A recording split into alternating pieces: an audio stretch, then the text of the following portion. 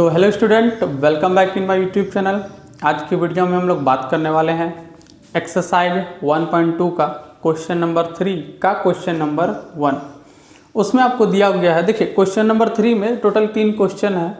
तो उसमें हम आपको पहला क्वेश्चन बता रहे हैं जो कि है 1/√2। आपको सिद्ध करना है कि यह एक अपरिमेय संख्या है। अभी हम ऑफलाइन क्लास में बच्चों को समझा रहे थे, इसीलिए हम इसको मिटाए नहीं। हम सोचे कि अब जब लिख ही दिए हैं तो एक ही बार में उसको समझा देते हैं। तो देखिए, इसको जानने से पहले आप कुछ चीज़ जान लीजिए। जैसे हम बता रहे थे उन लोगों को भी और आप लोगों को भी बता देते हैं कि हमारे जो 10th एग्ज़ाम में जो क्वेश्चन आता है ये एक्सरसाइज 1.2 से, उसमें टोटल 3 ही क्वेश्चन रहता है। तो उसमें 3 में किस तरह का क्वेश्चन बनता है वो ध्यान से देखिए। कुछ क्वेश्चन उदाहरण से भी आ जाते हैं।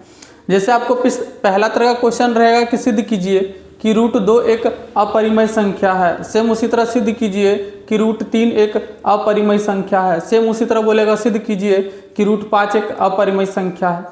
ये एक तरह का क्वेश्चन हो गया। दूसरा तरह का क्वेश्चन क्या आता है कि आपको इस तरह करके बोल देगा, कोई संख्या दे देगा और प्लस में फिर कोई संख्या देगा और गुना में कोई अपरिमेय संख्या देगा। आपको इसको भी सिद्ध करना है कि यह एक अपरिमेय संख्या है। तो हम इस तरह का क्वेश्चन का वीडियो अपलोड कर दिए हैं। एक तीसरा तरह का क्वेश्चन होता है कि इस तरह का रहता है, बस प्लस की जगह क्या रहेगा, माइनस। आपको इसको भी सिद्ध करना है कि यह अपरिमेय संख्या है। एक और क्वेश्चन आता है जो किस तरह का रहता है, इसका भी हम वीडियो बना देंगे। और ये जो 5वां तरह का क्वेश्चन है जो कि अभी हम बताएंगे कि आपको सिद्ध करना है कि यह जो है एक अपरिमेय संख्या है। तो इस तरह का क्वेश्चन को कैसे बनाते हैं तो हम पहले बता चुके हैं। किस तरह का क्वेश्चन को हम लोग कंट्राडिक्शन से बनाते हैं, मतलब कि जो हमको सिद्ध करने बोलेगा हम हमेशा उसके विपरीत मानते हैं। तो हम यहाँ पे माना कि 1/√2 एक परिमेय संख्या है। हमको क्वेश्चन में बोला था कि आप सिद्ध कीजिए कि यह एक अपरिमेय संख्या है। तो जब भी हम लोग सिद्ध करेंगे तो हम लोग मानेंगे उल्टा। अपरिमेय पूछा है, हम लोग मान लेते हैं कि यह परिमेय संख्या है। जब ये एक परिमेय संख्या होगा तब हम लोग 1/2 को 1/√2 को a/b के रूप में लिख सकते हैं कि नहीं, जहाँ पे b जो है वो 0 के बराबर नहीं होता। आगे हम लोग बात करेंगे, यहाँ पे वही लिखा है कि जहाँ a और b दोनों क्या होगा, पूर्णांक होगा और a और b में एक को छोड़कर कोई अन्य अविनिष्ट गुणनखंड नहीं होता है। मतलब कि अगर हम लोग a और b का HCF निकालेंगे तो वो सिर्फ और सिर्फ 1 आना चाहिए, 1 छोड़ के कुछ नहीं आना चाहिए। ये परिमेय संख्या का क्या होता है, परिभाषा होता है।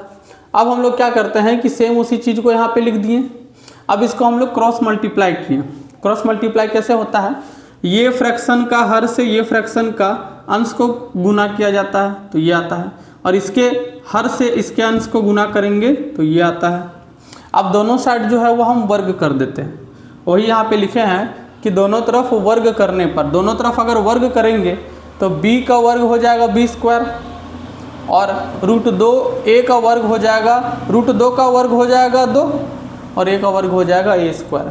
इसको समीकरण 1 मान लेते हैं। अब एक चीज़ आप यहाँ पे देखिए, समझिएगा। जैसे हम लिखे हैं कि b² बराबर 2 a², 2 को इधर ले जा सकते हैं तो क्या आ जाएगा, ये बात को आप ध्यान से समझिए। देखिए यहाँ पे क्या बता रहा है कि a क्या है, बोलेंगे सर a को तो हम लोग पूर्णांक माने हैं। तो जब पूर्णांक है तो पूर्णांक कब आता है, जब किसी संख्या से कोई दूसरा संख्या पूर्ण तरह से विभाजित हो जाता है। पूर्ण तरह से विभाजित हो जाता है मतलब पूरी तरह से कट जाता है, तब हमारा जो संख्या निकल के आएगा वो एक पूर्ण संख्या होगा, पूर्णांक होगा। जो कि यहाँ पे वही बता रहा है कि जैसे b² पूरी तरह से किससे कट जा रहा है, 2 से। ध्यान से समझिएगा, वही यहाँ पे लिखा है कि 2 b² को विभाजित करता है। यहाँ पे देखिए 2 जो है वो b² को विभाजित कर रहा है, मतलब 2 जो है वो b को भी विभाजित करेगा। कितना अच्छा बात है कि अगर कोई संख्या किसी संख्या के स्क्वायर को, किसी संख्या के वर्ग को विभाजित करता है तो वह संख्या उस संख्या को भी विभाजित करेगा। ये जरूरी लाइन है, ये आपको लिखना जरूरी है कि अगर कोई संख्या, जैसे यहाँ पे लिखा हुआ है कि 2 जो है वो b² को विभाजित करता है तो 2 किसको विभाजित करेगा, b को। इतना दूर समझ में आ गया, इसको हम लोग समीकरण 2 मान लेंगे। अब हम लोग क्या करते हैं कि अब समीकरण 1 में b बराबर 2 को रखने पर जहाँ पे k एक पूर्णांक है। अब हम लोग क्या करते हैं, ये समीकरण 1 है, इसमें जहाँ पे हम लोग b दिख रहा है, b की जगह हम लोग क्या रख देंगे, 2 की। रखने पर क्या होगा, देखिए यहाँ पे b का स्क्वायर है, अब b बराबर क्या रख देंगे, 2 के, तो ये 2 के का क्या हो जाएगा, स्क्वायर, बराबर यहाँ पे जो है 2a का स्क्वायर 2a का स्क्वायर। अब इसको अगर हल करोगे 2k का स्क्वायर, तो 2k का स्क्वायर 4k स्क्वायर होता है। स्क्वायर आप लोगों को तो पढ़े होंगे, क्लास 10th में है, तो स्क्वायर मतलब होता है वही संख्या को 2 बार गुना करना, तो 2 दूना कितना होता है, 4, और k को k से गुना करेंगे तो k स्क्वायर, वही यहाँ पे वही किए, 2k को 2 से k से करेंगे तो 2 दूना कितना होता है, 4, और k को k से करेंगे तो k स्क्वायर। उस टाइम शायद हम यहाँ पे 2 लिख दिए थे, 4k स्क्वायर होगा तो वही लिखें। यहाँ पे देखिए 2a स्क्वायर है, अभी देखिए 2 का पढ़ा में 4 कितना बार में कटता है, 2 बार में, तो 2 का पढ़ा में 4 बराबर में इधर इधर काट सकते हैं, तो 2 का पढ़ा में 4 2 बार में कटा। अभी यहाँ पे देखिए 2k स्क्वायर है, यहाँ पे a स्क्वायर है, सेम कंडीशन जो यहाँ था वही कंडीशन यहाँ पे है। इसको हम लोग क्या लिख सकते हैं, k स्क्वायर बराबर a स्क्वायर बाय 2। यहाँ पे वही चीज़ है, क्या लिखा हुआ है कि k स्क्वायर बराबर a स्क्वायर बट्टे 2। एक चीज़ ध्यान दीजिए, k हम लोग क्या यहाँ पे क्या माने थे, k माने थे यहाँ पे एक पूर्णांक है, तो यहाँ पे क्या बोल रहा है कि अगर कोई संख्या का वर्ग 2 से विभाजित हो रहा है और वो पूरी तरह से पूर्णांक आ जाएगा, तो वह संख्या भी 2 से विभाजित होगा।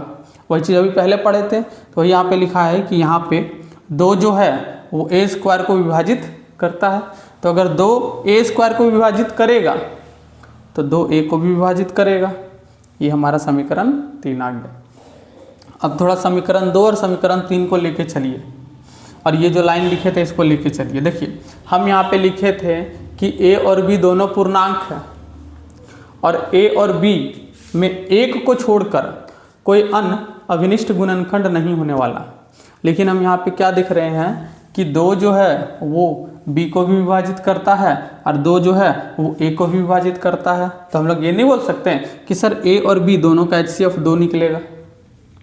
समझिएगा बात से, a और b दोनों का HCF क्या निकलेगा, 2, और हम लोग यहाँ माने थे कि a और b का सिर्फ HCF क्या निकलेगा, 1। तो जो हम लोग बात माने वो गलती हो गया, गलती हुआ, मतलब ये नहीं हो सकता, ये नहीं हो सकता, मतलब परिमेय नहीं हो सकता, परिमेय नहीं होगा तो फिर क्या हो जाएगा, अपरिमेय। वही यहाँ पे दिखा हुआ है कि इस प्रकार समीकरण 1 और समीकरण 2 से हमें पता चलता है कि a और b का अभिनिष्ट गुणनखंड 2 है। 2 दोनों को विभाजित करता है, मतलब a और b का अभिनिष्ट गुणनखंड क्या होगा, 2 होगा, जो हमारी कल्पना के बिल्कुल विपरीत है।